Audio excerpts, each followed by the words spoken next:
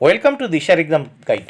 প্রিয় তৃতীয় শ্রেণীর পরীক্ষার্থী বন্ধুরা, তোমাদের জন্য এই ভিডিওটিতে আমি আলোচনা করতে চলেছি তৃতীয় শ্রেণীর কলা কর্মশিক্ষা বিষয়ের প্রথম পর্যায়ক্রমিক মূল্যায়নপত্র 2026।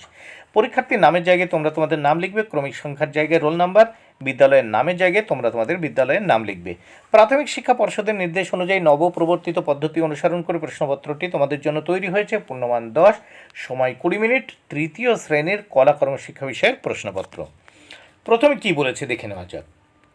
প্রথমে বলেছে একটি ছবি এঁকে সুন্দর করে রং করো, এর জন্য রয়েছে 5 মার্ক। দেখো এখানে বিশাল বড় একটা ফাঁকা জায়গা রয়েছে, পুরো পেজ ভর্তি একটা ফাঁকা জায়গা। এই ফাঁকা জায়গায় একটা সুন্দর করে ছবি আঁকবে, ছবি আঁকার পরে রং করে দেবে। এবার আমরা এই প্রশ্নপত্রের নেক্সট পেজ দেখে নেব। এখানে আমরা অলরেডি দেখতে পাচ্ছি একটা প্রাকৃতিক ছবি দেখতে পাচ্ছি। নিচের ছবিটি নিজের খুশি মতো রং করতে হবে, এর জন্য রয়েছে 5 মার্ক। দেখো একটা সূর্যের ছবি দেখতে পাচ্ছি, পাহাড়ের উপরে সূর্য রয়েছে, এই পাহাড়টি তোমরা রং করবে সুন্দর করে, সূর্যের রংটি করবে।